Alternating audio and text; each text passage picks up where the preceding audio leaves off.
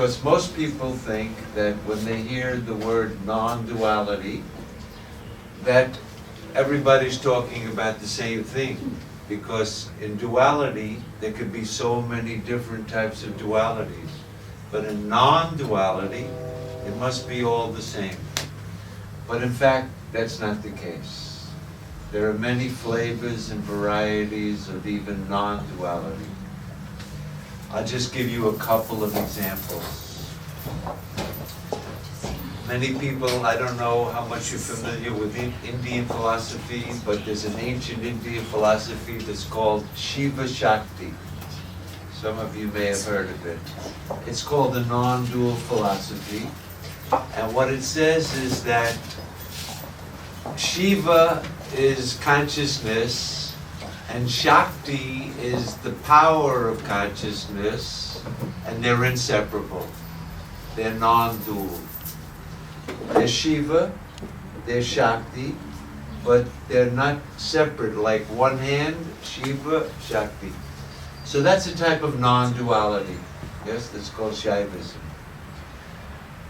There's another type which is quite similar, which is called Kashmiri Shaivism. I'll just give some examples, which says that everything is pure consciousness, and that consciousness does the dance of the universe, so that the universe is just the play of consciousness. So the universe and the consciousness, again, are not separate. Non-duality. There was a 15th century philosopher in India by the name of Vallabhacharya, and he came up with, his philosophy was called pure non-dualism, Shuddha Advaita. And what he said was that there's a supreme being, and that supreme being got bored or something, and so for the fun of it, he created the world. And then after creating the world, he entered into it, pervading every atom and every fiber of it, so that that supreme being and this world are non-dual. It's another type of non-duality. It's a creator, it's a creation. The creator entered into his creation, and that's called non-dualism. The type of non-duality that I'm talking about is different from all of this business.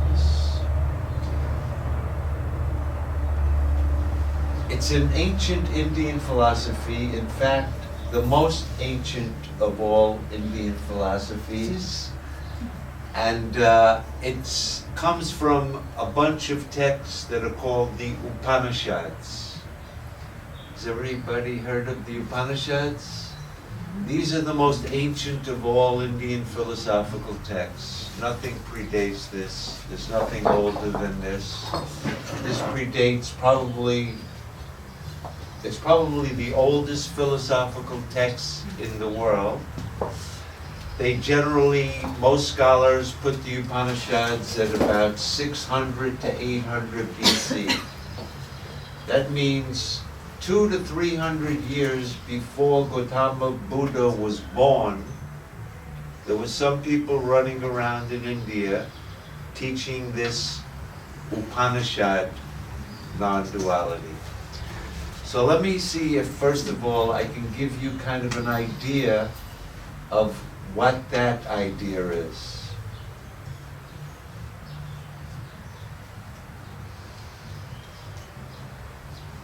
In Sanskrit, in those Upanishads, there are some famous statements. One is, Sarvam idam Brahmam. All this, that means everything that you see, this whole universe, Sarvam idam Brahmam, is Brahman alone. Brahman is the Sanskrit word which means the absolute reality. All of this multiplicity is that absolute reality.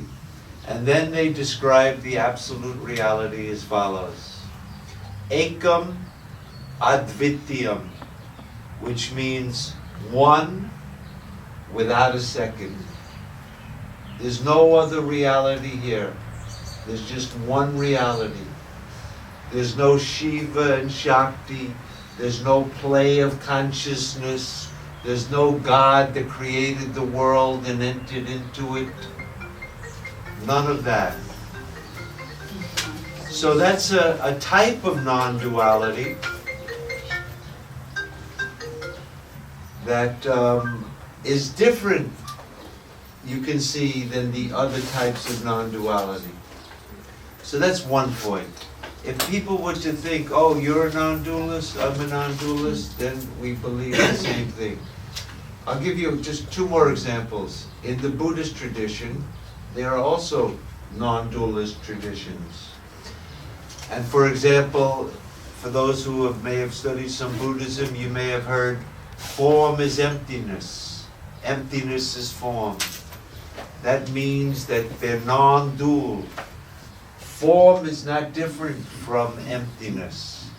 And emptiness is not different from form. They're non-dual. That's a type of non-duality. But it doesn't deny that there is form. It's just that that form is empty. Empty means empty of any inherent nature. So it's empty, but it doesn't mean that there's no form. It's just that that form, its very nature is to be empty. It doesn't have any true nature. So that emptiness is not something separate from form. If you take form away, there's no emptiness.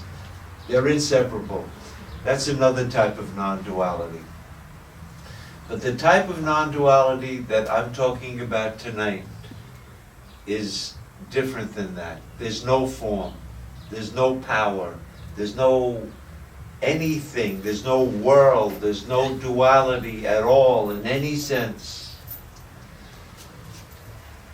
So having said that, immediately people should say this is the most ridiculous of all the philosophies that have ever came, because it's so obviously against our common everyday experience.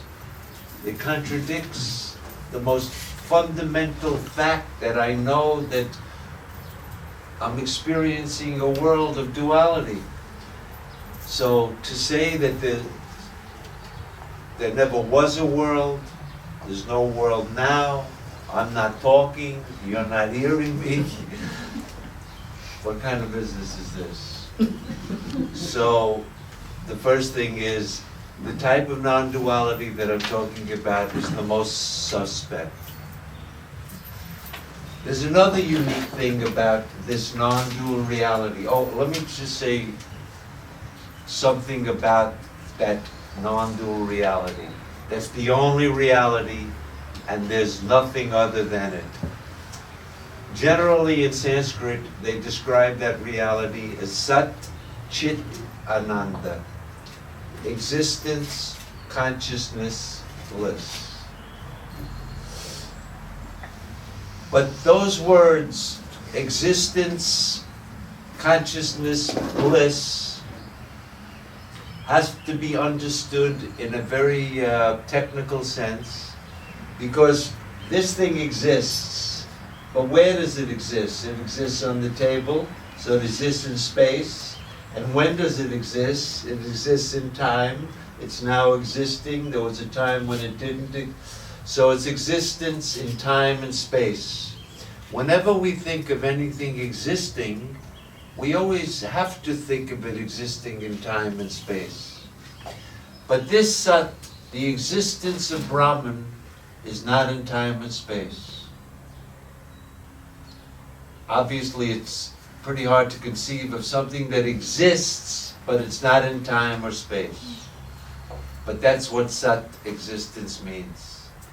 It's consciousness, but it's not consciousness like when I say I'm conscious of that wall, or I'm conscious of my thoughts, or I'm conscious of my feelings.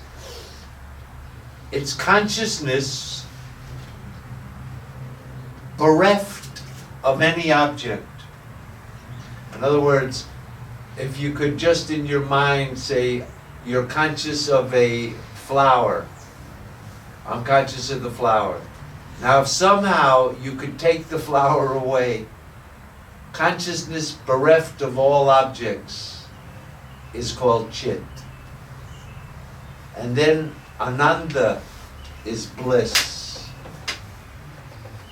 Bliss doesn't mean the happiness we get when we eat a good ice cream or when we come in contact with pleasurable things.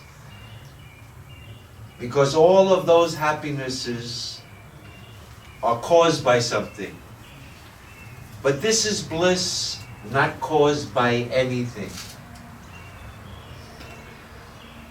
Existence beyond time and space, consciousness bereft of all objects, and bliss not caused by anything. That's Brahman. There's no philosophy in the history of human thought that ever believed this, taught this, or even had an imagination about this. Nobody accepted it. Anyone who ever heard of it, any other philosophy, criticized it. That's why there's different schools of Indian philosophy and Western philosophy. So, even though it's the most ancient, the most unbelievable, this is exactly what it was saying. By the way, this philosophy is not a dead philosophy. It's alive and well. There are people who study it, teach it, believe in it. You can go to India and find places where they teach this thing. So, from 8th century BC till today, it's a living tradition of this type of non-duality.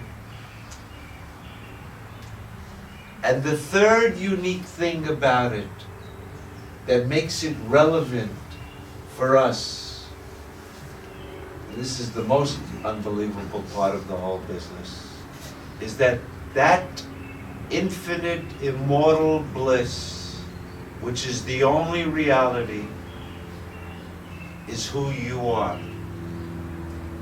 You are that. That non-dual, infinite, unchanging, beyond time and space bliss. That's who you are. You're not going to become that when you drop dead, when you go to heaven, when you raise your kundalini or whatever you got. That is your eternal nature. Everyone, you may have heard the famous saying, you are that, right? Nisargadatta said, I am that. So the Upanishad says, Tattvamasi, you are that. It doesn't say you'll become that after you meditate for 40 years. It doesn't say you'll merge into that if you do this, this, or this. It's a statement of fact.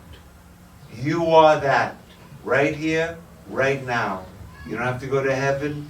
You don't have to change your clothes or put on a new, change your name, repeat a mantra, whatever. Because you are that here and now. Whether you know it or not, it doesn't matter. You're that. So that's quite a unique thing that's also quite unbelievable. Because I'm this. What do you mean I'm that? I'm this. I was born, I'm getting old, I got problems, my boyfriend, my job, I'm this and this is mine, this is my house, my country, I know who I am. I'm definitely not whatever you're talking about. So the whole thing seems quite silly. So in order to appreciate how could it be possible that there's just one reality, and that reality is me. I am infinite bliss. I'm not in time, so I was never born. I'm never going to die. How could I believe that? Is this religion? Is it a faith? Some old book said it, or some guy with a long beard said it? Is that why I should believe this? Or some yogi who was meditating on his belly button for 40 years said it? Here's the real unique point about this.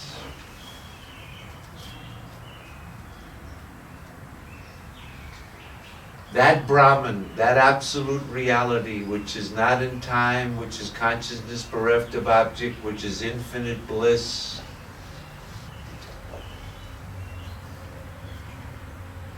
is the witness of every one of your thoughts right here and right now. The witness of your thoughts right here and right now, including the thought, I am Ira, I am a world-renowned Advaita.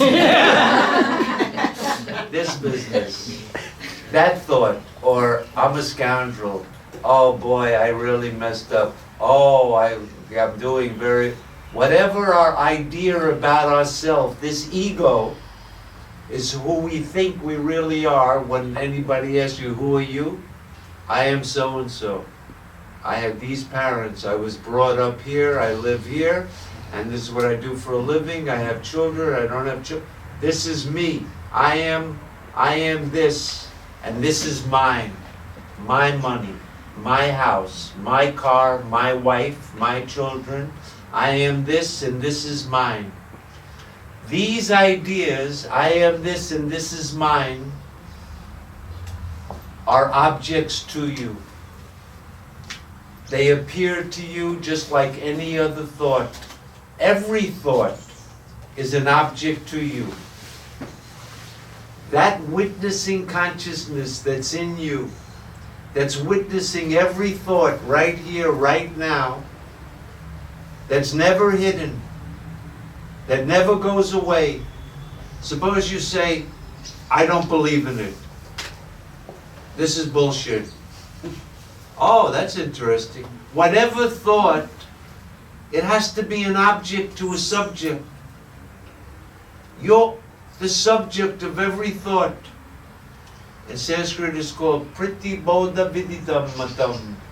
It's known with every thought, because no thought can appear unless it appears in that witnessing consciousness. No thought can be an object unless that subject is there. But what happens when the object goes? Suppose in between two thoughts, or if the thoughts stop, what happens to that witness in you? If the thoughts are there, you're the witness of it. If the thoughts are not there, you're the witness of the absence. There was nothing appearing. How do you know there were no thoughts? Because I'm the witness. Now let me take this a little further. Not only am I the witness of all of these thoughts, but I'm the witness of time.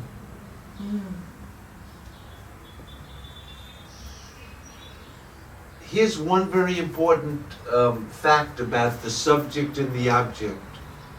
If I'm the subject and the thoughts are the object, whatever the object is, it doesn't affect the subject in any way. I am thin. The subject's not thin. I am fat. The subject's not fat. I am happy. The subject's not happy. I am sad. The subject's not sad. Time. Does time appear? Is it an object to you? Then the subject is not in time. There's some times when time is appearing, yes? Is there any times when time is not appearing? Yes. How do you know? Because it's my experience. I wasn't aware of time at all. When? Well, I was in deep sleep. I didn't even know about time.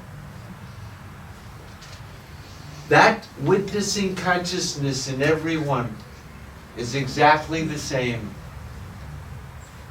In the Bhagavad Gita, it describes it like this. Aham atma gudakesha sarva bhuteshu. That witnessing consciousness that's in me. What color is that witness, by the way? Anybody know the color of that witness? White. It's white. Polka dot. It has no color because it's the witness of colors. How big is it? Is it very tall? Is it very short? Is it? What qualities does it have? It's the witness of all the qualities, but it has no qualities. So, the witness in me and the witness in you can't be different. The same self in everybody. It's the same. My mind is different than your mind. But the witness of the mind is exactly the same for everyone. It never changes. It's never hidden. When you're awake, it's here. But the best way to see this witnessing consciousness, to validate for yourself that it's not hooked up to this body, because I think I am this, and this body is the conscious, this is a conscious body. If you cut it, it feels it. And my senses are conscious because I can see through my senses, so my senses are conscious. And my mind, of course, is conscious. Although some people. But the fact of the matter is, the body is an object to me, my senses are an object to me, and my thoughts and my mind are an object to me. They have no consciousness at all. But that's another subject. The way to see this, the most clear, in your own experience, is to just reflect on your experience of dream. If for just a moment you could shake off this identification, and that's exactly what happens. As soon as the dream appears, now I'm in the jungle and I'm worried about that tiger over there, and I'm thinking that if I talk to my friend, now it's a whole different time, a whole different space. I'm there in the dream. I'm talking to my friend about the tiger. But the whole dream, I'm witnessing, yes? I'm the witness of the dream. Nobody else. Just one witness for the whole dream. And in that witness, me, the dream subject, the dream world was an object, all of the time and the space and the causality, the whole thing is appearing to me. If the guy in the dream gets cut, am I cut? Whatever happens to that dream ego, because as soon as I wake up, I say, it's only a dream. It didn't affect me. But now I'm stuck here.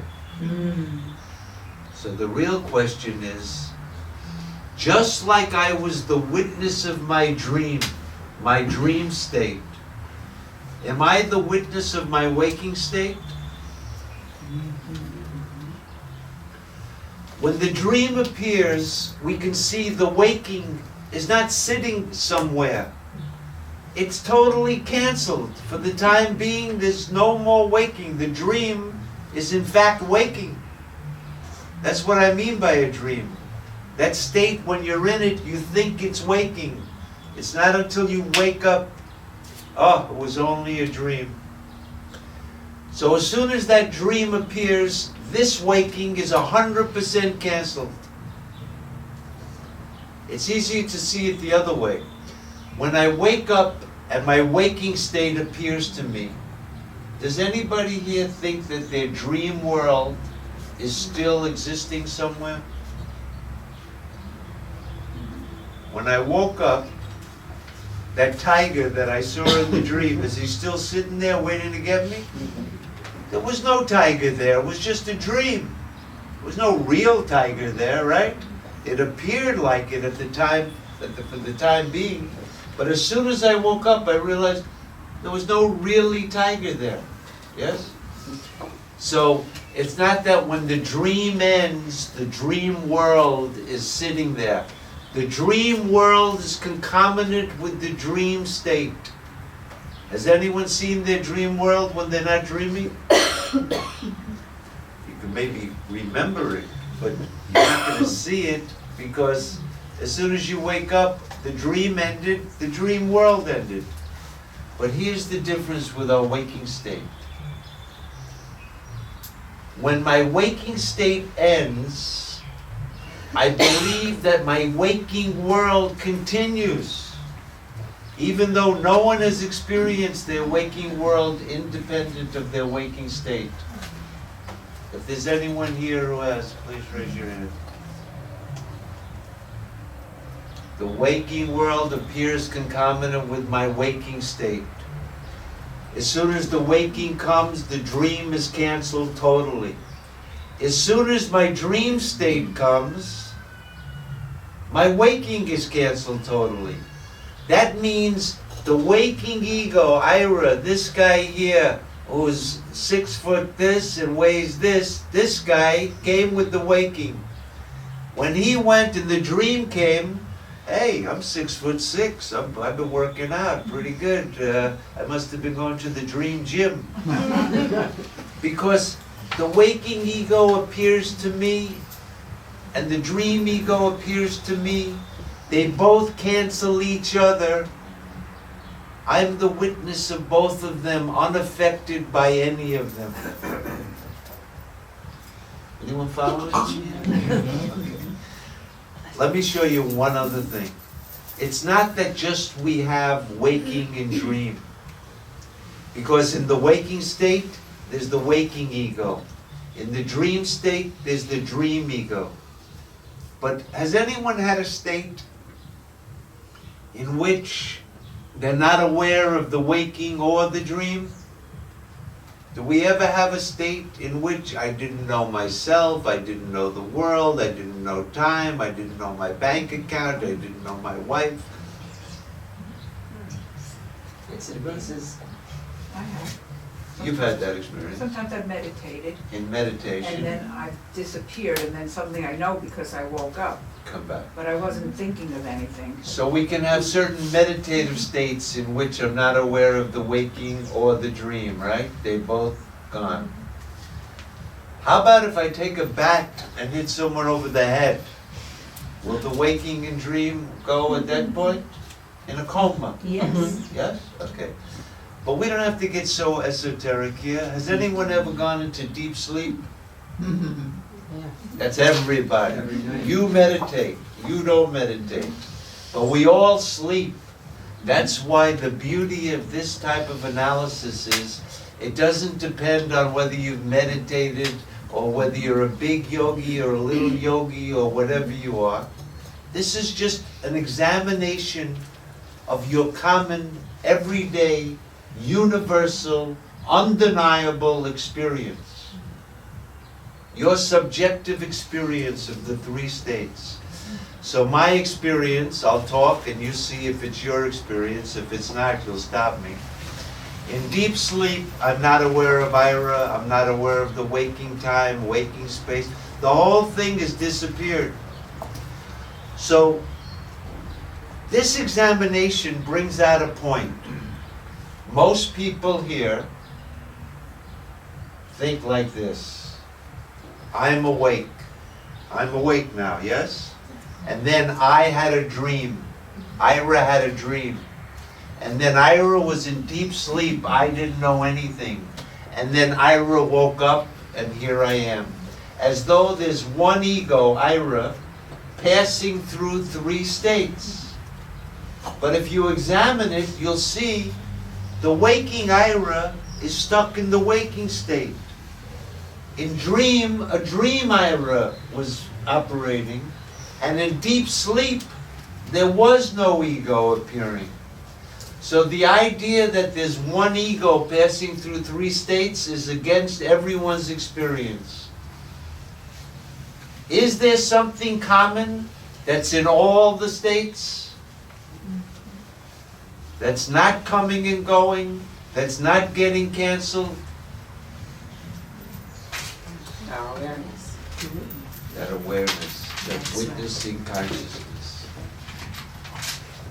This brings about some very interesting conclusions. One is, I'm not this ego. I'm not this body, and I'm not this mind and senses, because they appeared to me in the waking body, mind, ego. In the dream, I see a dream body, mind, ego, and even they disappeared to me. When I go like this, me, to me, I'm sorry I can't push through. To me, I don't mean this, I mean that witnessing. To me, that's the me that never changes, that's not coming and going. It's present during the waking, it's present during the dream, and it's still there in deep sleep. That's how I know nothing was appearing, because I'm still there. The witness of the absence of the objects. What happens now? Now I can see that thing the Upanishads was talking about, that there's only one reality without a second. And guess what? I'm the only reality here. The waking was as false as the dream. And in deep sleep, I'm still there. So I'm the only thing that's unchanging. I'm not in time. I'm not in space. I am immortal bliss.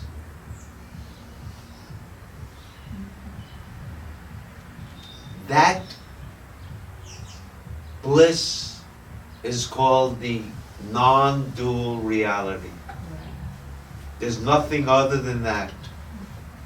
Because a dream is something that appears to exist, but in truth has no existence.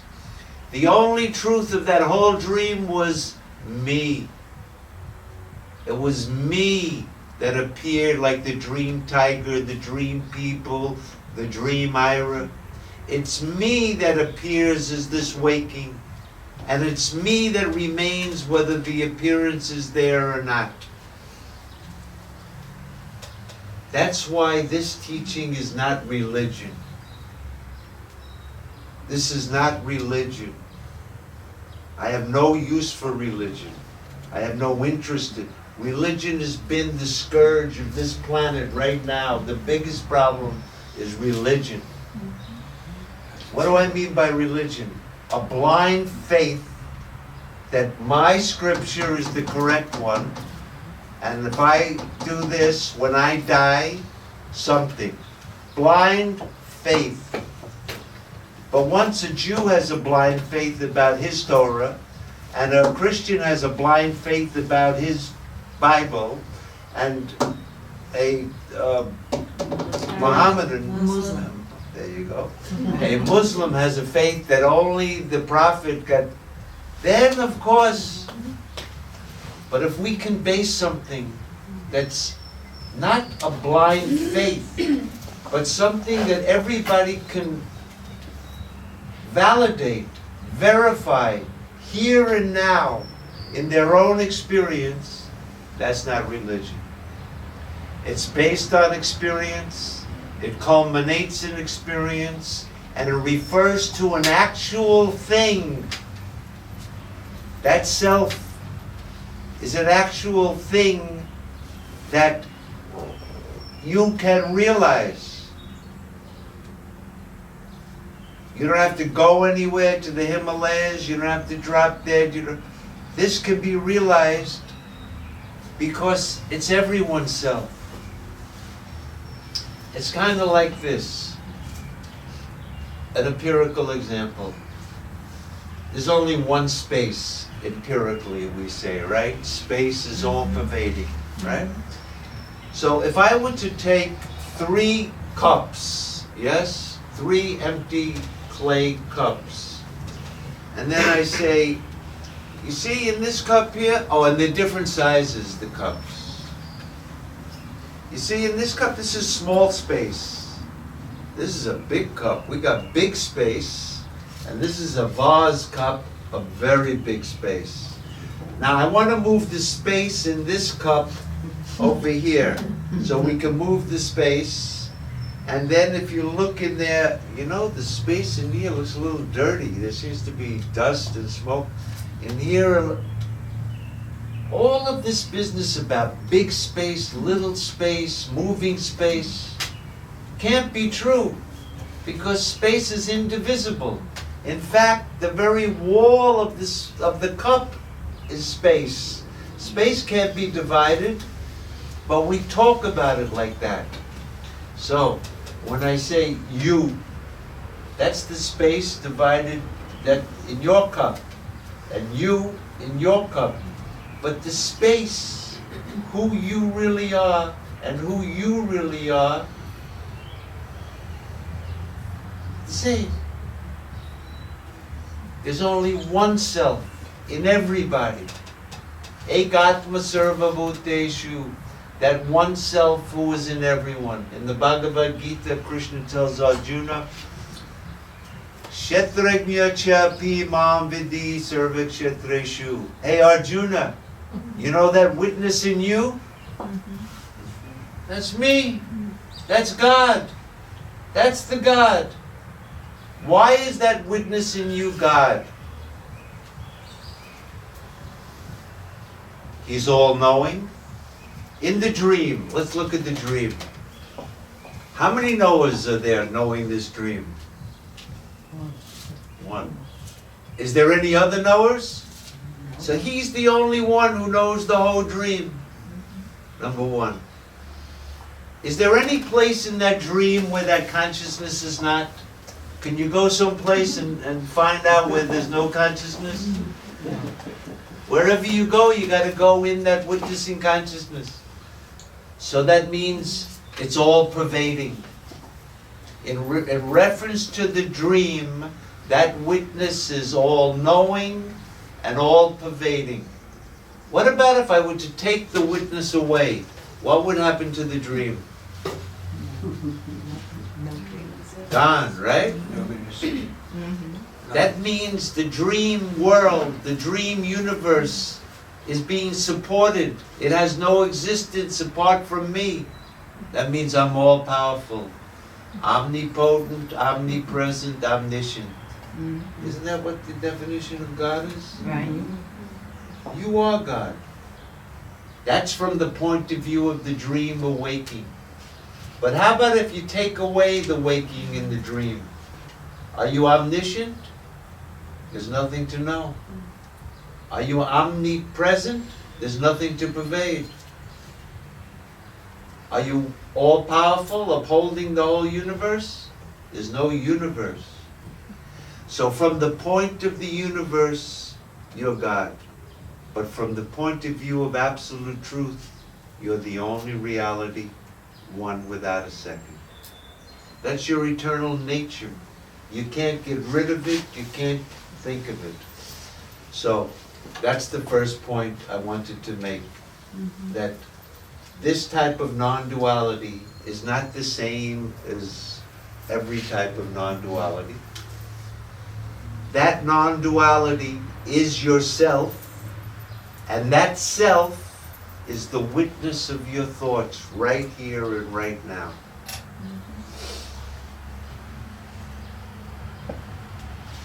Everybody in this room, without exception, I'll include myself, thank you, wants to be happy.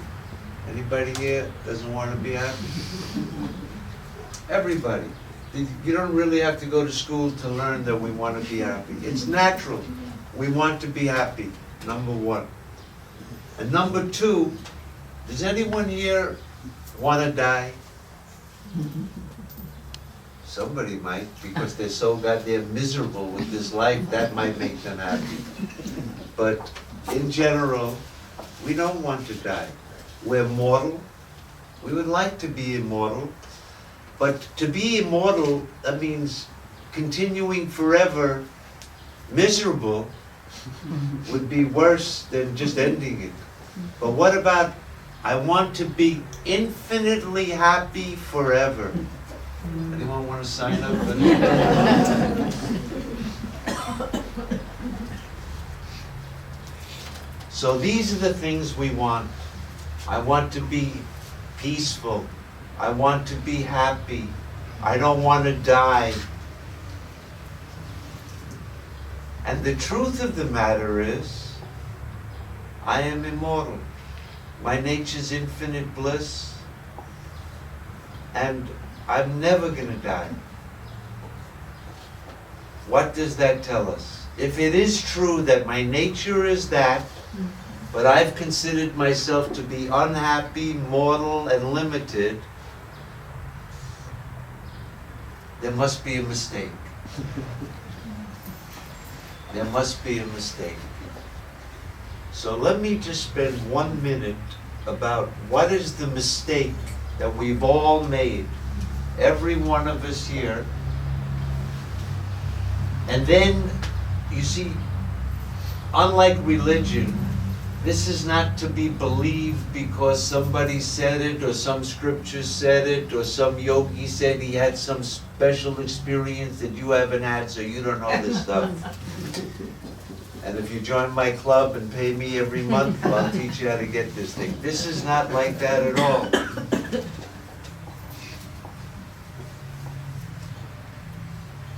The witness is the subject. The body is an object. The witness is a subject.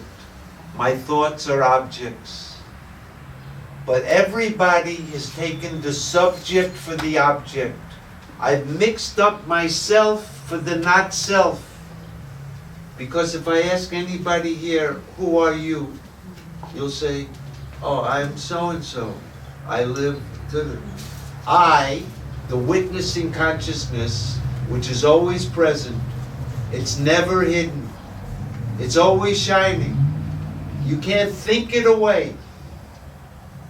Try to think it away. What will you do? Because either the thought's there, if the thoughts stop, how do you know they stopped? On the basis of that witnessing consciousness, the presence and absence. You can't, if you say, I deny it, it's only because that consciousness is there that you can affirm anything. Oh yeah, there's a witness. Oh no, there's no witness. In either case, those are objects to you. So the only ignorance, and the only reason we suffer, and the only reason we become mortal, is because I've mixed up myself, who I really am, with who I'm not. This is called ignorance. It's a mistake. It's just a clear, out and out mistake based on your own experience. There's no other, only because you haven't determined what is the subject and what is the object, everyone goes, I am fact. I am fair. I am smart. I am sad. I'm taking the I and mixing it up with all things that appear to me.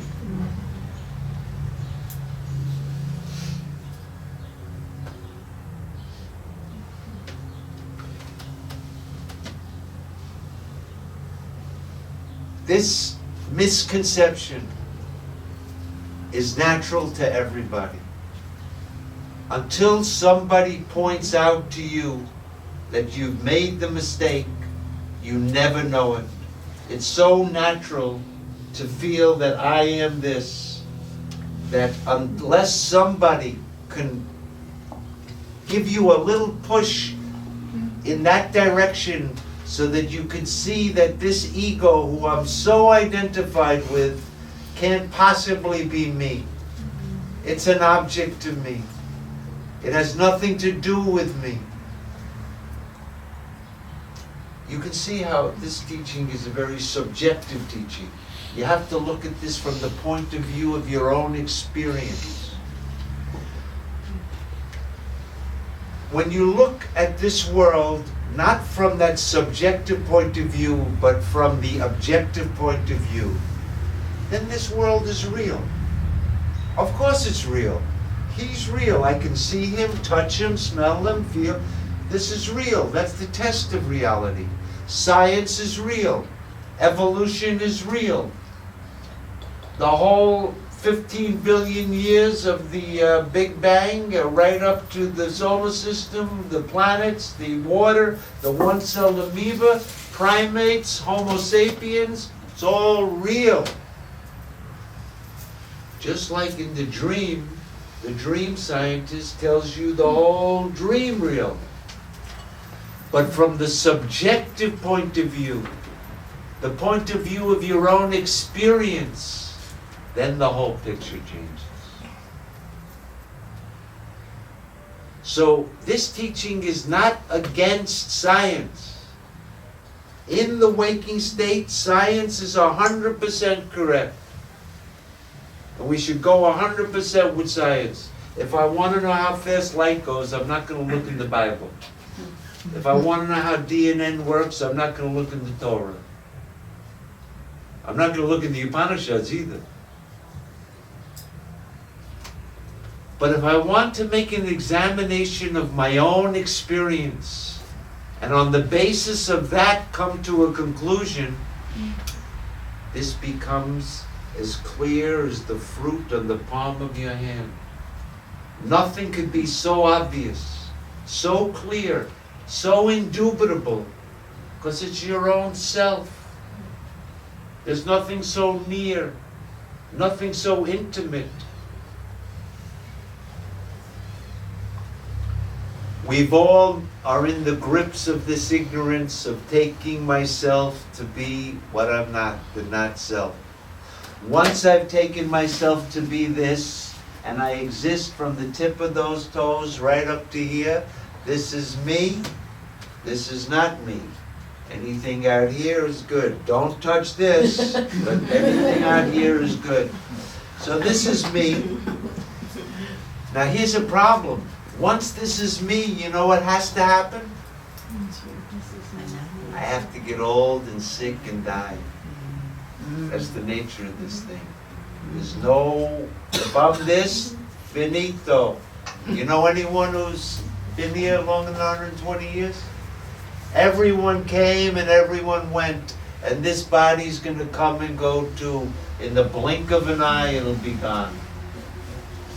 But from the point of view of your own experience, you were never born. You will never get sick. You don't get old. You are nothing but infinite bliss. You have no desire for anything. You have no fear of anything. There's no second thing to you to be afraid of. But in my ignorance, I am this. This identification with the body is death. And once I'm this, then I'm seeking happiness and I'm trying to avoid death, even though I know it's coming. And even though I know no matter how much happiness I get, it's going to be fleeting. That Haagen-Dazs, when it touches the tongue, great. But soon, if I keep eating it, that same Haagen-Dazs that was making me happy, you know what? Why is it, if that thing was the source of my happiness, why is it causing me so much discomfort now? It can't be the Haagen-Dazs. It has to be that the desire, when that mind, when we finally get the thing that we want, the mind for a second becomes quiet. And in that quiet mind, the bliss of the self is reflected. We attribute it to the object. But if it was really the object, my wife makes me happy. If my wife was the source of the happiness, she'd make everybody happy. But when I talk, you do. So, my kids, they see it differently.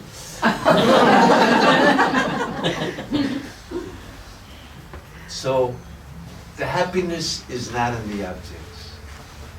And this ignorance is the only cause, this ignorance of falsely identifying with something that I'm not. And then I'm looking for the happiness. I'm looking for what I already am. And so let me tell you a story. I tell this almost every year, but now there's new faces. And this is a story that you can take with you because it's so exactly what I'm talking about, and it's kind of funny, which is this. I'll give you the abbreviated because this can go on. There was a guru who had 10 disciples. One head disciple. And he said, he's in the north, I want you guys to go to South India and visit a temple and have what's called darshan at the temple. It'll be very beautiful. And then you come back and report to me what you saw. And you are making you in charge of these 9 other guys. You got it covered? Absolutely. Okay, I'm holding you responsible. Go. They take off. They travel to the south of India, they go to the famous temple, they all have the darshan in the temple, and then they're coming back to tell the guru about their experience. And they come to a river.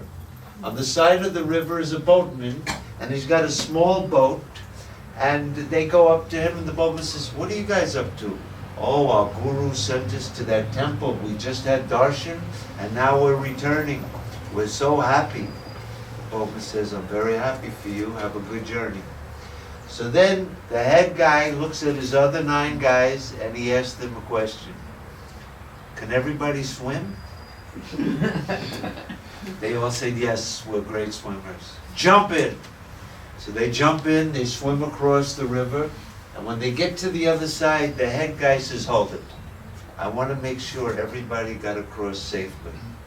I'm going to do a count. So he goes like this.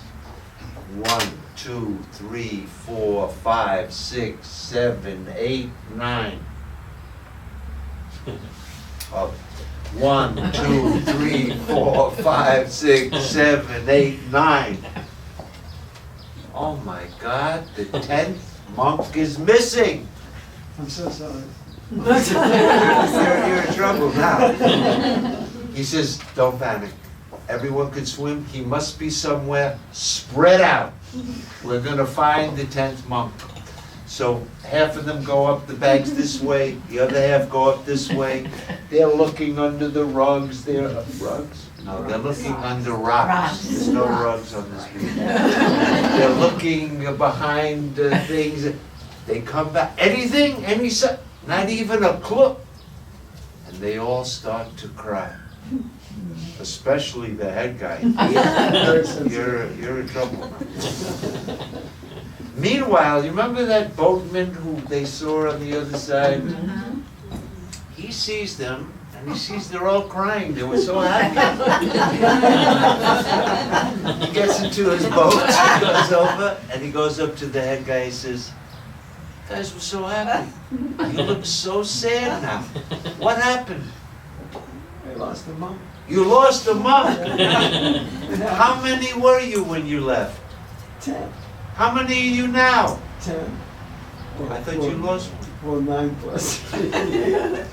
Oh, come on.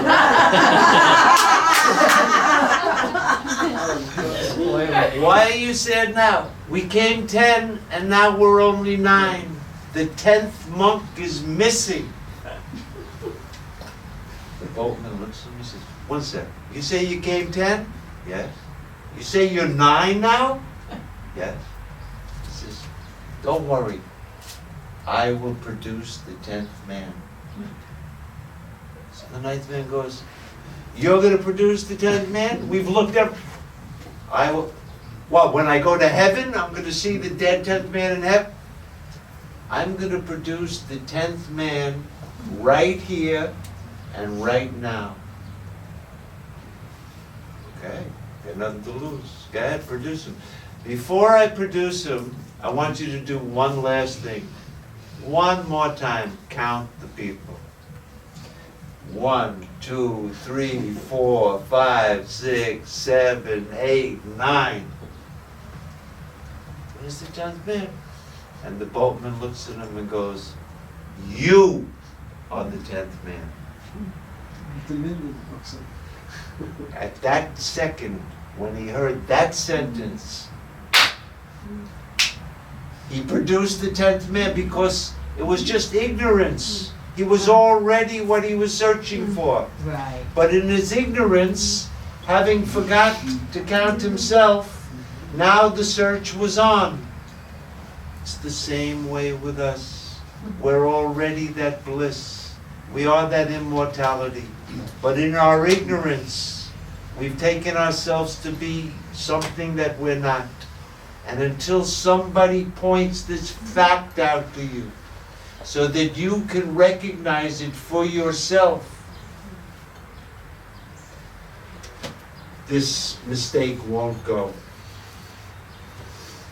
That's the ignorance.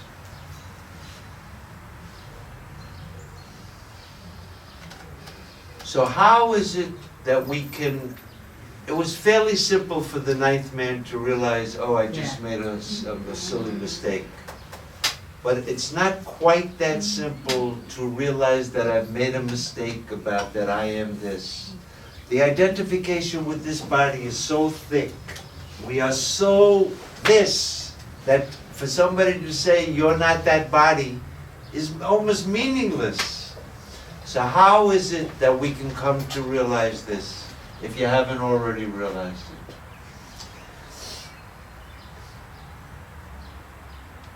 That inner witness is the most in.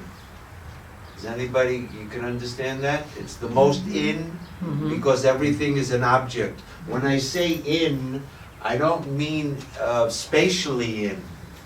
It's the most inner. The very core of the whole thing is that witnessing consciousness. It's the most in. It's the most subtle.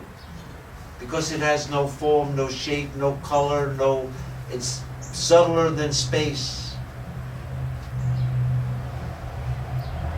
So in order to be able to realize this self,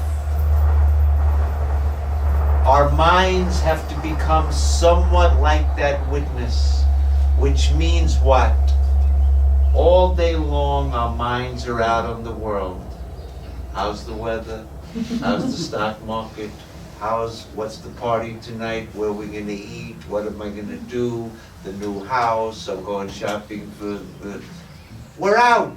The mind is extrovert. When the mind is like this, that witness is 1 billion years away. There's no witness when the mind is out. But if this mind, even for a little while, you can restrain it and bring that mind back to the subject who's seeing all the thoughts. So the mind has to be made introvert. It has to be made subtle. It has to be made pure. When I mean pure, I don't mean, not in the Christian sense of don't think dirty thoughts or anything. All I mean by pure is when the mind is on the world is ceaselessly changing, impermanent. So as long as the mind is on the world, that monkey mind is in full play. What did he say? Oh, he said this, I'm jealous of that. This is how the mind is when it's out. When the mind turns back to that witness which never changes, that's all that's meant by a pure mind. When the mind is focused on that inner consciousness that's always there, it's never hidden. It's only because the mind is out we don't take note of it. But even when the mind's out, it's shining. It's lighting up every thought of the extrovert mind. But we never take note of it. So the whole spiritual journey, not the religious journey, the whole spiritual journey is to take the mind and make it introvert so that we can recognize this truth about ourselves. When you realize, I am that, I've always been that. I will always be that. That's the only reality. There's nothing else here but me. I am the taste in grapes. I am the wetness in water. I am the lover who compares his beloved to the full moon. I am everything. That will put an end to the idea that I am a mortal that was born, getting old, getting sick, and is going to die. It's a question of what is the correct answer. It's not to be believed. It's not a religious belief. It's to see the fact of the matter, here and now, just like the 10th man, right now. You are the 10th man. He got it right then, right? Because it didn't take that much for it to it's not quite, when if I tell somebody, you are that, as soon as they walk out of here, they're this, right? We go right back to that.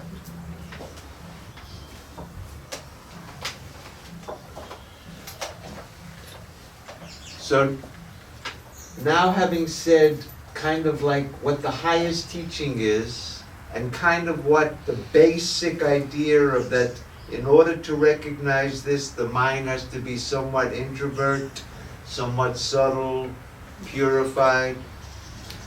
So how do we go about this? The practical approach to this. How do I realize that I am that, and that realization will put an end to the whole life of suffering? As soon as I realize this truth in my own experience. So how can I realize this? Well, this natural tendency of the mind to be extrovert, because we're convinced that the happiness is out there. If I have a nicer house, a nicer car, a nicer, or if people say I'm great, or if I get more power, or whatever, then I'll be happy. To appreciate some things, which is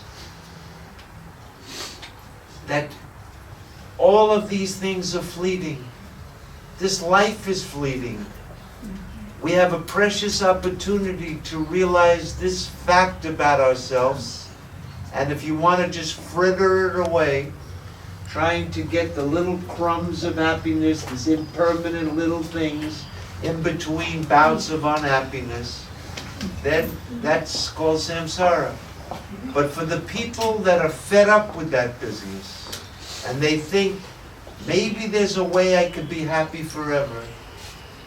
Well, the way is not that way. The way is this way. We have to understand that the objects can never bring me lasting happiness. That whatever comes in time must go in time. To some extent, we have to get a little bit of detachment to the things that everybody else is so feverishly running after. That extrovert mind is the whole problem. Because as soon as you turn in, it's there. It's never it's not that if you don't turn in, it's not there. It's there whether you turn in or not, but we don't recognize it. So, there's a couple of things. I just came back from India recently. I'll give you one example. There's a place, hear of Rishikesh? Anybody hear of Rishikesh? So that's a place up in the Himalayas where they just teach this business that I'm talking about. That's, the whole town is about this. And in this town, there's they call it an ashram, it's really a university. It's called Kailash Ashram. There's 280 monks. They're wearing all orange, like this shirt right here. And they've renounced the world, and all they want to do is realize that I am that. They've decided that this is how they want to spend their life. So these 280 guys, they all have a little 8x10 cell there None of us would want this business, I'm sure. But I'm just giving you the example of what some people, and what they do is, they've simplified their life, they've pared down what they need to live to a minimum, and they're dedicating all of their time to reading about this, listening to lectures about this, writing about this, and practicing this on a daily basis, with the idea that they too want to realize that I am that. That's the only purpose that they're up there. So, one question comes, do we all have to go into some cave up in the Himalayas to realize this? I'm going to say no. But I will say that it might be easier up there.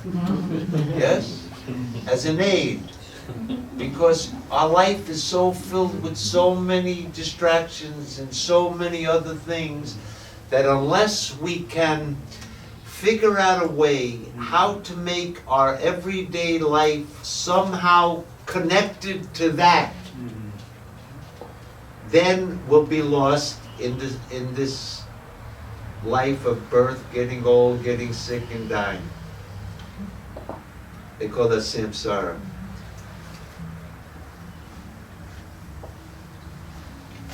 Taking the mind and yoking it to that. Does anybody know what that's called in Sanskrit? Yoga. Yoga's the practical sadhana, the spiritual. I said all we have to do is turn the mind back, but the mind doesn't want to go back. The mind wants out. Please, anything but this. No, because this seems like boring. This is not a good restaurant. This is not, because the mind wants, and this looks like, what is this, the witness? No. I'd much rather have a sports car. The witness is not going to get me laid. So those are the two things, sports car, laid, and good food. So I have no interest in this. Fine. Some people in their life, they mature enough to realize that, there's nothing wrong with all of that, but I don't think it's going to bring me what I really want. That's the beginning of spiritual life. Is there some way that I can get what I really want? Yoking your mind to that is yoga. So let me get a little more practical here. Remember I told you everybody here, including myself, is in full ignorance. And what that means is I'm identified with this body. This is who I am. Because I'm identified with this body, I can say I'm sitting in this chair now, and when I'm finished, I'm going to get up and go over there, because I'm fully identified with this body, just like everybody is. Because I'm identified with this body like everyone is, I can't stop doing actions for 1 second. Even if I say I'm going to go to the Himalayas, I'll sit in a cave and I won't do anything. Will you breathe? Yeah, breathe, what the hell. How about the bathroom? You're going to get up to go to the... Yeah, I got to go to the bathroom once in a while. So what do you mean you're not going to do anything? Are you going to be thinking? Yeah, think a little bit. So you'll be in full action. As long as you have a body and a mind, you can't stop doing actions for a second. So here's the trick. Since in our ignorance, because the witness, does that do any actions? No. So in my real nature, I'm actionless. I never do anything. But in my ignorance, I'm a doer. Yes? Mm-hmm. So I'm a doer. And I'm doing things to get the result of that thing. My mind is on the result. I'm going to do it, get the result. If somehow, since we can't just stop doing actions, as long as I'm this body, I must act. If I could do my actions in such a way that somehow the action gets yoked to that supreme being, because you see, when I'm an actor, I'm a little nothing, because I'm this little body. Compared to this, that witness is what? It's like God, right? That's like God. It's myself. But when I'm this, that's like God. Okay. So now I'm an actor, I'm doing things. If I can somehow get into the attitude that I'm doing it not for the fruit, but I want to do it as an acknowledgement that everything that I do is only because of the grace of that light. Without that, I couldn't do anything. Does anyone know when we perform actions like that, what that might be called? Karma yoga. Karma yoga. Karma means actions. Yoked to that makes it karma yoga. When we lose our interest in the fruit of the action, and now the action is tied up to that supreme being, that light that's inside of me, that Paramatma, the supreme self, that's my true nature. Now, that very action, rather than taking me away from that, is taking me towards that. My mind is becoming purified, because now, you see, when I'm doing the thing to get the fruit, there's three possibilities. I might get the result. What happens if I get the result that I wanted? I'm happy. What happens if I don't get the result? Sad. That's called suki duki. Sanskrit. Sometimes happy, sometimes sad. It's inevitable. Right? We can never always get what we want, and we can never totally avoid what we don't want. So we're constantly in this thing of, but now if we've lost interest in the fruit's going to come. It'll come. But I've lost my interest in it because now I'm doing it as worship to that. That will purify the mind. That will make the mind more subtle.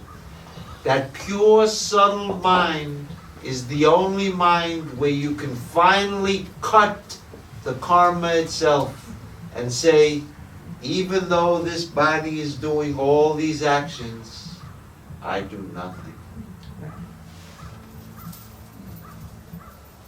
The Gita, it says, Guna guneshu anuvartante, na kimchit karomi. The gunas are moving against the gunas. Gunas just means nature. So this is nature, and guess what? This is nature. This body, we separate as though this is nothing but matter. And this is nothing but matter, yes? So this matter is moving against this matter. Guna guneshu, na kimchit karomi. But I don't do anything. Because I'm the witness. It's the witness of all of the activities that's ever the same. I'm not in time. I can't change. This is what I mean by spirituality without religion. That if anybody kind of got a little inkling of what I'm trying to point out here in their own experience, then that's all that it is. It has nothing to do with believing what I said. If I told you, I've been going to India for 40 years. I meditate like crazy. I've had experiences that you guys can't even imagine. I'm on the 8th level of super consciousness right now. So you guys, if you want to join my thing, you can come and practice, and maybe in 40, then it would just be faith in me. But the thing that I'm telling you, the witness in me and the witness in you, there's no difference. And even if your mind is filled with nasty thoughts, and my mind is filled with angels, the witness is the same. It's the same in everyone, sinner and saint. Doesn't matter. It's that same. So everybody can recognize this truth. If they have the motivation to see, is it really true? Because this should not be believed because anyone says it. Is there a witness of my thoughts that never changes? Is there a witness of the states of waking and dream that never changes? Is that a fact of my experience? My present experience, not a mystical experience, not some kind of special experience that only some people have. This is everyone's universal common experience that everybody, if they have the slightest bit of capacity to introvert their mind, they can recognize this fact.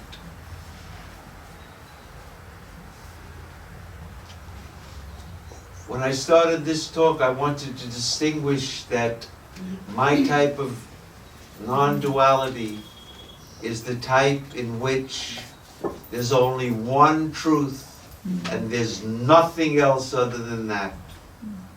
When I said that you're the witness of all of these thoughts, it sounds like, or the waking state and the dream state, that doesn't sound like non-duality. There's a witness and there's something witnessed. What kind of non-duality is that? Here's the point. You're the witness that never changes.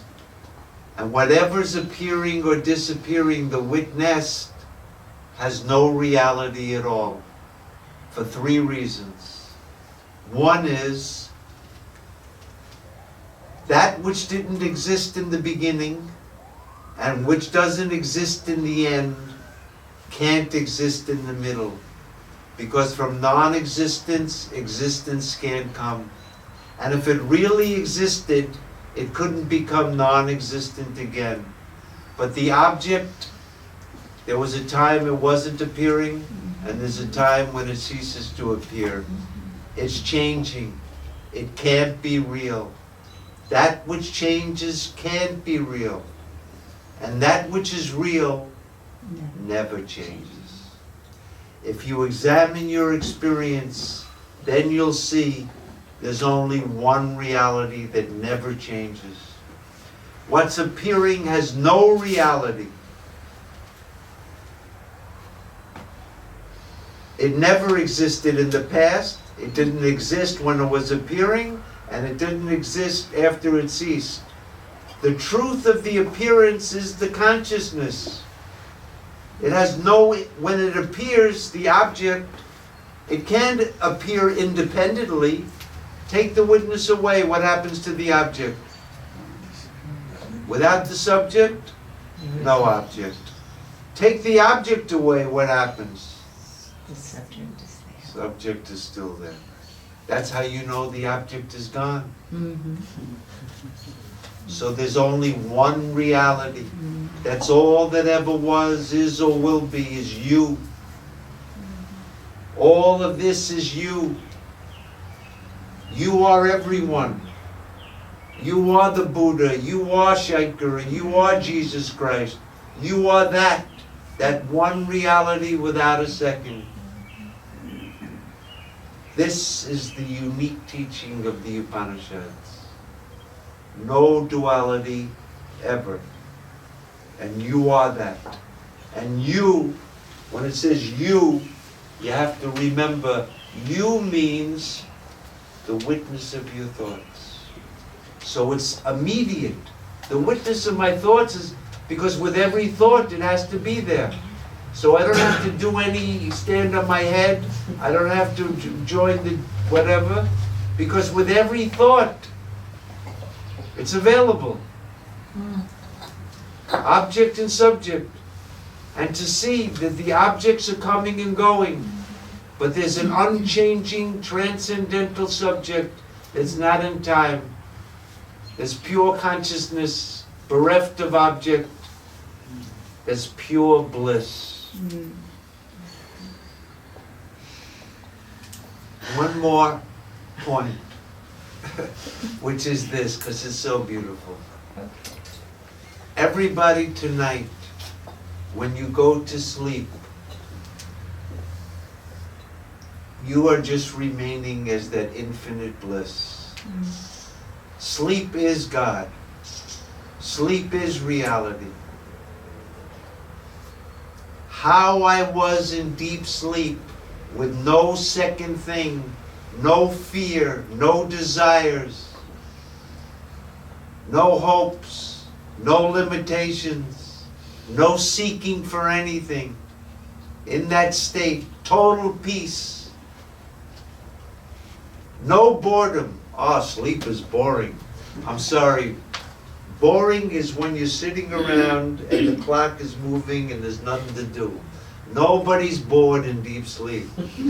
When you wake up, you may say that's a boring sleep. But in deep sleep, there's no time. How we were in deep sleep, one without a second. That's how we are right now. Because our nature never changes. Whether the waking state appeared, I didn't become anything other than what I was. When the dream appeared, I'm still deep sleep. And when they both disappear, I'm still deep sleep. You only call it deep sleep from the waking point of view. But in deep sleep, is it deep sleep? Is there any world? No. Is there the absence of the world? Trick question. There's no world and there's no absence of the world. Right. Oh, the world disappeared in deep sleep. You say that when you're awake. That's right. It's just you. And it's just you now. One reality without a second. I'm going to end it on that note, but Yeah. that's over. But at least 5 minutes, somebody might have a few questions. I'm willing to answer any questions.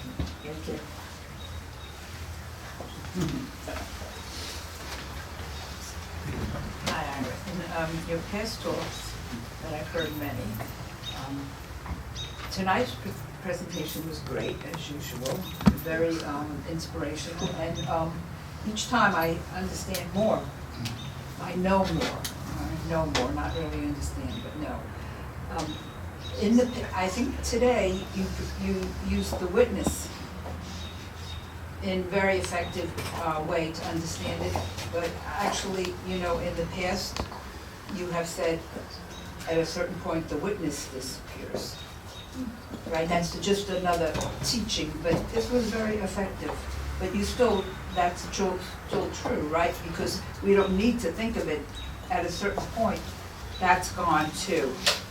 But I don't want you to get into it because that's No, going to just take very all the time. briefly. No, because it's a very good point. I tried to see, the self is called the witness only in relation to the witnessed. If the witnessed is an appearance, let me tell you what I mean. In Sanskrit, the word is called Maya. For those who don't know much about Sanskrit, Maya is made up of 2 syllables, Ma and Ya. Ma means not, and Ya means that which is. That which is not is called Maya. Even though it appears to exist, in truth it never was, right? For example, if I were to see in the desert a mirage, right? So I see the water. But as I get closer, I realize, it was just the sun, there's no water there. That water never was there. Even though it appeared like it was there, there's no water there. That's called Maya. It's just an appearance, but it has no truth to it at all. So this world, in relation to the world, the self is called the witness. But when we realize the world is Maya, it has no reality, then there's just the witness, and when there's just the witness, it's not a witness. It's just pure consciousness. He's the witness when something appears. He's not the witness when nothing appears. It's kind of like the sun. Suppose there's a snake in a hole. This is the sun. The snake comes out and you go, oh, the sun lit up the snake. Then he went back in, oh, the sun's not lighting up the snake. But the sun didn't change one drop. It's only in relation to this. We're saying, oh, he's doing it, he's lighting it up, he's not lighting it up. We're witnessing, we're not witnessing as though it was some action that we're doing. We're lighting up the dream. But the dream is an appearance that has no existence. The only truth of the dream is you. So it's not even a witness. It's only a relative term. Good point. Yes. I'm kind of curious about no dreams. I don't feel that I dream. You don't ever dream At nighttime, no. at nighttime. During the day, daydreams. No, No daydreaming, no night dreaming. no, not really. But I Okay. don't have any dream recall ever. Once in a blue moon. You can remember a dream, probably when you were That younger. I don't even remember. I remember that I might have had a dream last night. Okay, how about when you were younger? Recurring Very dreams? little. Very little.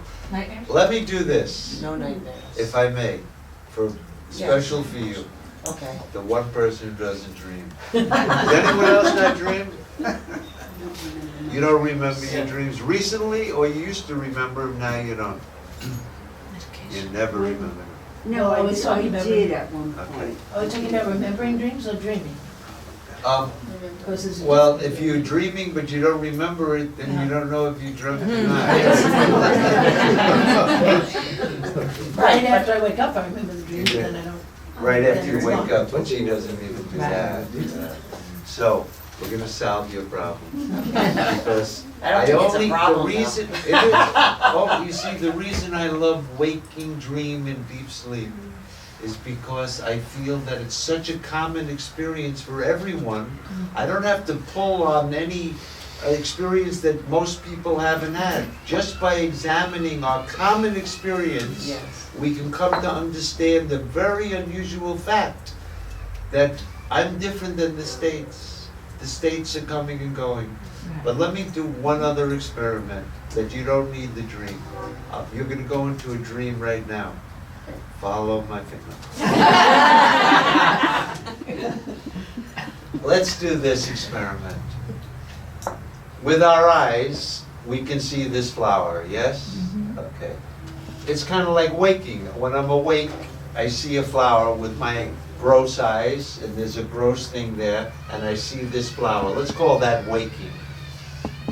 Now, if I close my eyes, and in my mind's eye, if you know what I mean, I imagine the flower. Can you picture the sunflower in your mind's eye? Yes? Yes. Okay. So, the impression that you had from the waking sunflower, now you close your eyes and the mental impression is there and you can see it, right? Right. Okay, now okay. Two things. One thing is that this is the same as a dream. You don't have to have a dream, because dreams are just mental, right? You saw your friend during the waking, then you went to sleep and you're dreaming that you're talking to him, right? So he's there in front of you, the impression. So forget that, we'll do this right here. I see that, now I close it, now I see it. That's the equivalent. You're the witness of that flower, yes? Yes. Just like you're the witness of a whole dream. You don't have to have a dream. Open your eyes, waking. Close your eyes, any object you see, dream. Now here's the tricky part, without even going to sleep. Take the flower away. That's deep sleep. Right. You don't have to go to sleep. Right now, waking, dream, deep sleep. In the waking, you can do this business. That the witness that is witnessing my whole waking, and when I close my eyes, the same witness that's witnessing the image, if you can just do the mental gymnastic of making believe that image goes, Right. deep sleep. The whole thing's in the witness. Outside, inside, nothing. gross, subtle, nothing. That's the real way to do it, because in truth, nobody can remember their deep sleep. People think they remember deep sleep, but guess what? The waking ego wasn't in deep sleep, was he?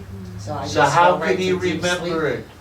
I'm sorry? So I just go right to deep sleep and deep sleep until I get up. When you say, I woke up and I said, how you sleep? I slept great, I didn't know anything. Yes? So when you say, I didn't know anything, you're just denying the thing. Not that I know. I didn't know anything. Right. I knew the dream. I knew the waking. I didn't know anything. You're not denying your consciousness.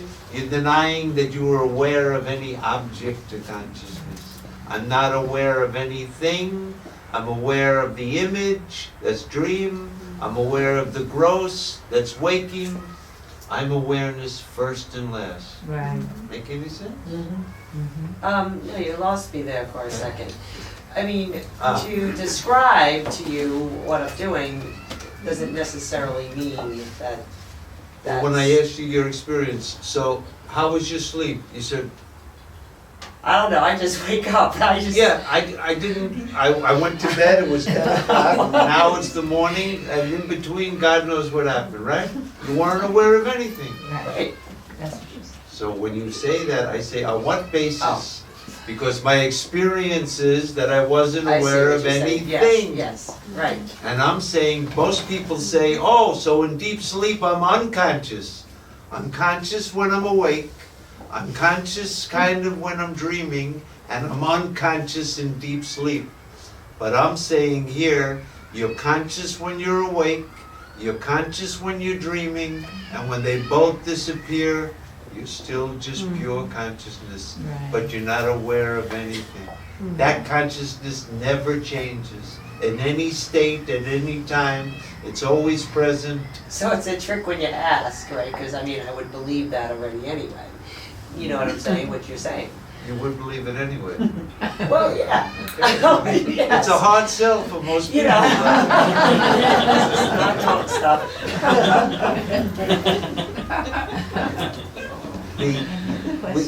The thing about waking dream and deep sleep and remembering your experience of dream, you see, really you can't even remember dream. We think we remember, but I'm going to tell you a subtle thing. Some people might appreciate this. In the waking state, waking time and space appears. Yes? In the waking, you got waking time and space. Yeah. As soon as the dream appears, you get the dream time and dream space. Yes? But to say that first there was waking and then there was dream, as though one followed the other, there would have to be a time in which this state was and this state, right? And one followed the other. But if waking time is in waking state and the dream time is in the dream state, how can you say they follow each other? They're not in time. And therefore, since your dream wasn't an event in the past, you can't remember it. It's like in a dream, you're telling your friend, hey, you know, I had this crazy dream last night. I thought I was on Mars and it was unbelievable. Oh, yeah, really? What a dream. And then you wake up. Then you realize what you thought was waking was also a dream, and your memory of the dream that you had the night before was also a dream. You can't remember the states because the states are not events in time. So, That's one reason. the other aspect that I have experienced in my own experience is that when in your waking state and you consciously are yoked, that there's no need to dream. Absolutely. Let me say this. If somebody can understand the fact that their consciousness right now is pervading everything, is the warp and woof of everything, and is the only reality of it all, you don't have to consider dream or deep sleep. Most people can't do that. In order to make It it. just happens though, it just kind of, I mean, for me, it has just You can happened. see that in the waking. For most people, it's very hard because I think that I'm a conscious thing here, you're conscious there, there's many consciousnesses, but in the dream, we can see there's one consciousness for the whole dream. Most people can see, that dream see that. Just like the flower, you're the only consciousness. So if there were many people appearing in the dream, you're the only. But here, I feel that I'm an individual consciousness. You're a conscious being. You're a you conscious. So, and we can go like this. But the dream makes it easier to see that there's just one consciousness for all the states. But it is true. If you have the capacity, the waking state is sufficient. All right. Thank you. Whether I'm changing or you're the same, I'm not sure, but I thought your presentation tonight was more clear than ever for me. You mentioned going inward, the way you always do, as a way of reaching your true self. And I assume that the most common way to do that is through meditation. And maybe that's not so, but it is. And since most of us live in ignorance and can't go to India for 6 months, or don't choose to, are there any other ways that you believe are available, aside from meditation, to reach in? Meditation is definitely one of the ways. Attending talks like this couldn't hurt. Reading books about this subject are very helpful because all of these things, this talk, meditation, reading the books like this, they all have the tendency to throw the mind back. You pick up a Nisargadatta book, you pick up a Gene Klein book, or any. As you're reading it, the mind gets that inward thing, that inward turn. That's the real spiritual journey. That's the most important thing. But if anything, spirituality is not getting a new name, getting a secret mantra. The real spiritual thing, if anything, is this, the spiritual faculty of the mind. The mind has so many faculties, intellectual, emotional, you can rational, intuitive, but it also, unlike that, because the intellectual capacity is of no use here. Einstein didn't know he was the witness. He had a bigger intellect than all of us. It's not a question of how smart you are. It's not the emotional faculty. Oh, I love God. I love God. I'm going to surrender to God. Oh, I'm going to go. Oh, flat. Did you see me? I was on the floor in front of God. That's an emotional faculty. But other than these faculties, the mind does have the capacity to turn in. That's called the spiritual faculty. That's the faculty, the muscle of the mind that we have to start. It doesn't want to do it. The mind doesn't want to go that way because the happiness is there, no happiness. But the more the mind turns in and starts to get a taste of the happiness of your own self, the mind just wants to go where happiness is. So the more that it becomes convinced that there's no happiness out there, and the only real happiness is here, the mind will become more, just naturally go that way. But that's the whole thing. So whether it's reading, listening, meditating, contemplating, they call it Shravana, Manana, Nidhyasana. In our ignorance, we don't know how to get out of this mess. So the only way is to hear somebody point this out. After having it pointed out, you don't need the teacher anymore because it's a fact that you can reflect on. What did he say? I'm the witness of my ego? Okay, well, is that true? You can reflect on it, and then you can even meditate on it in a certain way. And there are books on it, and these are all the things that will spiritualize your life, that will make your life, rather than just a matter of getting and accumulating and getting old and dying. You know, I don't want to belittle the empirical life of people that are artists and authors and doing great things, helping the poor and humanity. It's all valid and wonderful. But the spiritual life is different. And it's an inner life. And it's an inner faculty that has to be used. And anything that allows us to do that, by examining the defects of the outside things, so that the mind can get a little bit of dispassion. As long as we're just so thirsty for everything outside of us, there's no way that you can make any progress on this. So a little bit of dispassion. What would be wonderful is if you could meet a person in this world that seemed happy and content, and they seemed like they didn't hardly have anything. It would kind of be proof for us that you don't need, that our real happiness is not to be found outside, but the real happiness is only in our own nature. Once we're convinced of that, the mind will go in that way. The mind wants to be happy, but it's convinced the happiness is out there. Meditation, listening, reading. I'll give one more thing.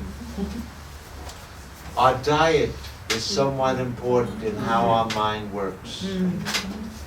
If you eat like a pig, your mind will not only be sluggish, but it won't be sharp and discriminative. This discrimination between the witness and the witnessed, because especially the ego is so conscious, we're sure that this I is the conscious entity, I am conscious. It's like fire and a piece of metal. You took a piece of metal, you put it in the fire, it's just black metal. You put it in the fire, you take it out, now it's glowing. Where's the metal and where's the fire? They become like one. To discriminate them is like separating milk from water. When you put water into milk and I say, can you just give me the milk and give me... There was a special swan, it's called a Paramahamsa. He had a special beak and he could separate the milk from the water. We need that beak to separate the self from the not self. That subtle intellect. And so it does take some practice. When you walk out of here now, I guarantee you nobody's going to remember a word I said. That's not true. That's not true. It was good that you acknowledged the empirical world. Of course. But, and I would add to that, they are not mutually exclusive. In That's fact, true. the spiritual world can enhance the empirical world. I'll say one more thing about the empirical world, if I may, which is that when you realize that you are that, you'll be that. Because you are that. So what do you mean you'll be that? You are that, so when you realize it, you are that. You'll be that.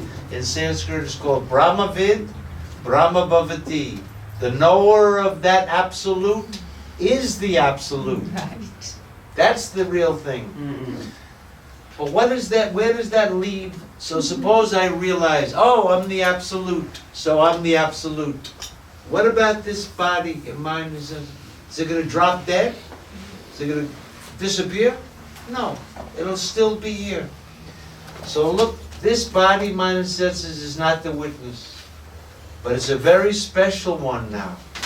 Because now this body, mind, senses, he's no longer jealous of you. He doesn't want anything from you. Right. He knows that about this. And he also may know the way to tell it to other people. So now, from a practical, empirical point of view, he can do wonderful things in the world. He can help people. This body, the self, there's nobody to help. He doesn't want to help any. But this ego that has now understood that could be loving in the most unconditional way. You know why? Because he sees the other as himself. I never get angry at this hand. You know why? It's me. This guy doesn't know you're... This is me. I can get angry at anything outside.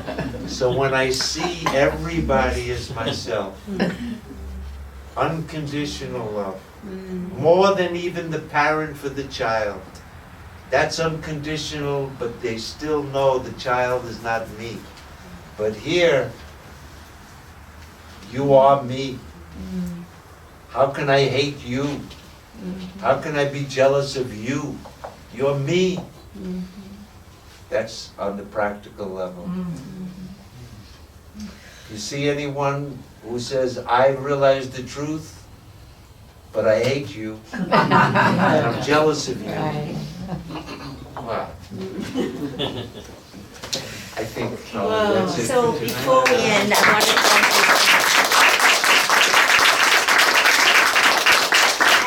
thank you.